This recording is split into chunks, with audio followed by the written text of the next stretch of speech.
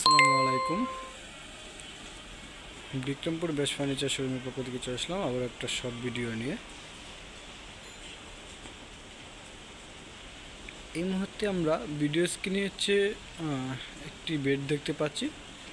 খুবই সুন্দর একটি বেড, ডিজাইনটা অনেক চমৎকার এবং প্রোডাক্টের যে কালারটা করা আছে ফিনিশিংটা একদম নিখুঁত একটা ফিনিশিং দেওয়া।